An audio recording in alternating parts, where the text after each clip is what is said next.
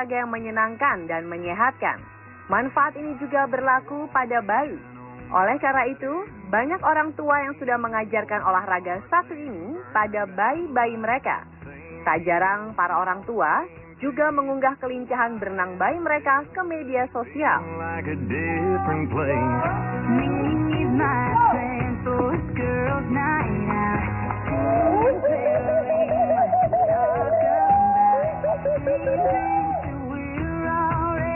Selain bisa membuat gembira, berenang juga mampu membuat bayi mengasah kemandirian, keberanian, dan rasa percaya diri.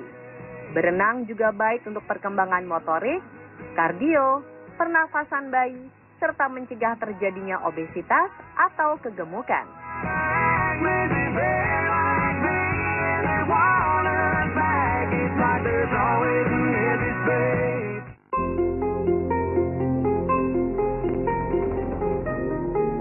Walaupun berenang baik untuk tumbuh kembang bayi, orang tua juga harus berhati-hati karena ancaman tenggelam mengintai anak-anak Anda. Tenggelam yang dimaksud bukanlah meronta-ronta di dalam air, namun tenggelam saat anak sudah tidak lagi di dalam air. Seperti kasus pilu seorang anak laki-laki di Texas berikut ini.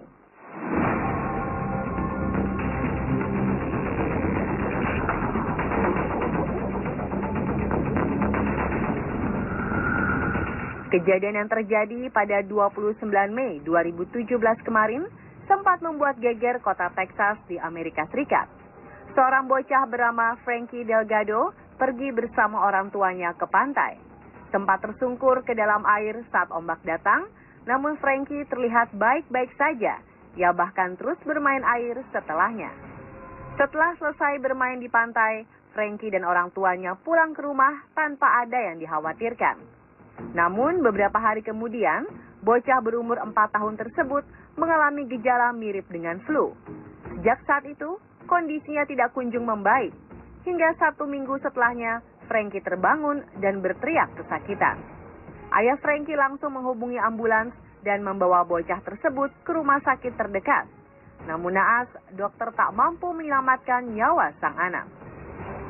Dokter mengatakan kepada orang tuanya bahwa Frankie meninggal karena paru-paru Frankie membengkak dan dipenuhi air. Kemungkinan besar Frankie tersedak air saat berenang. Dokter tersebut mengatakan kasus ini bernama dry drowning atau tenggelam kering. Walau jarang terjadi, kasus ini biasa terjadi pada anak dan jika tidak segera mendapat penanganan akan mengakibatkan kematian. Hal ini sulit dipercaya karena mereka membawa Frankie berenang 1 minggu sebelumnya.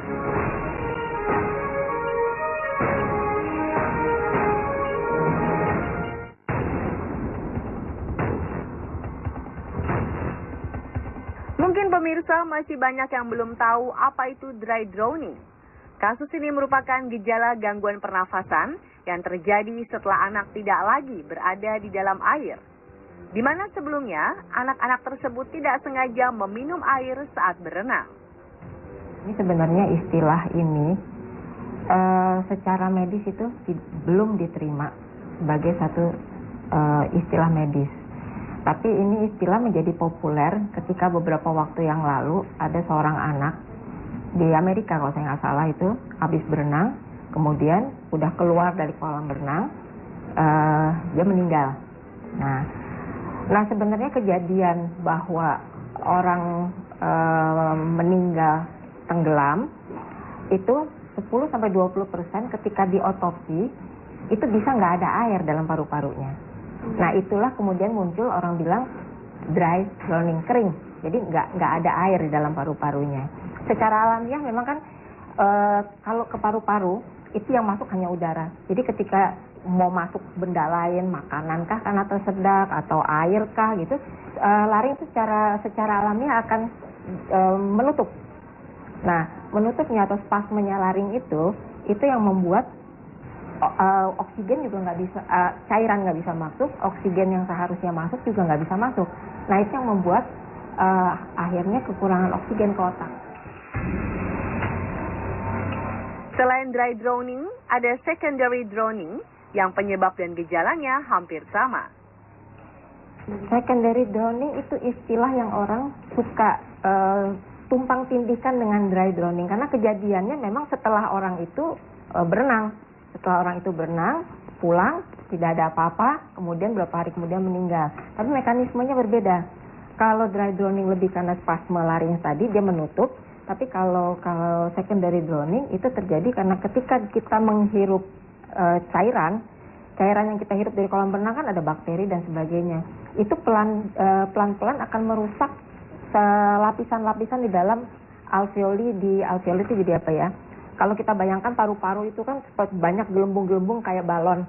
Nah itu gelembung-gelembung itu tuh ada yang namanya surfaktan. Surfaktan tuh zat yang menjaga si gelembung paru-paru itu untuk ketegangannya tetap agar dia bisa seperti balon yang mengembang, mengempis gitu. Nah itu lama-lama rusak. Gejala pada dry drowning dan secondary drowning tidak jauh berbeda. Biasanya yang bisa gampang dilihat itu kalau misalnya anak kita habis berenang nih gitu ya. Habis berenang terus kemudian dia batuk-batuk. Kemudian ada kesulitan bernafas, terlihat lebih sesak.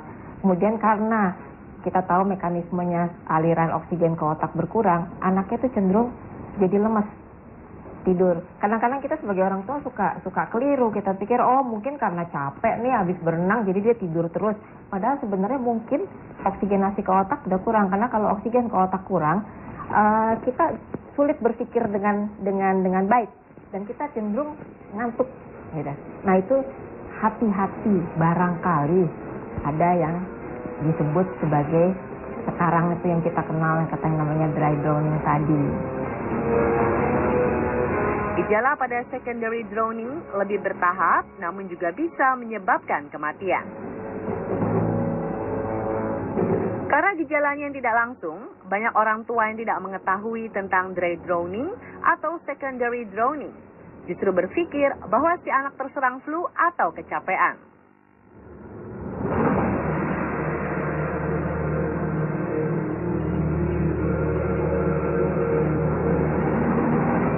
Nah pemirsa, jika Anda melihat anak mengalami gejala-gejala berikut setelah berenang atau tersedak air baik di bak mandi, kolam renang atau di pantai, segeralah dibawa ke rumah sakit.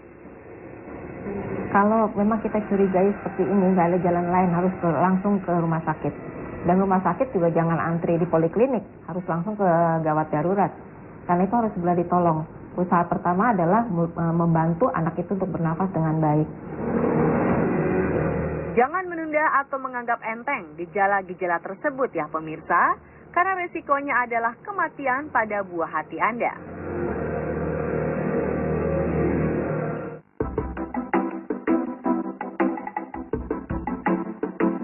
Nah pemirsa, bagaimana cara agar dry drowning atau secondary drowning bisa dicegah? Pertama, orang tua harus paham CPR. Kedua, mengawasi anak dari dekat. Dan jangan membiarkan anak-anak itu berenang tanpa ada didampingi oleh orang tua. Mengajari anak berenang dengan instruktur renang. Nah pemirsa, itulah informasi mengenai dry drowning dan secondary drowning. Walaupun terkesan menakutkan, dengan pencegahan dan penanganan yang tepat, semua bisa teratasi kok. Semoga info ini bermanfaat untuk Anda ya.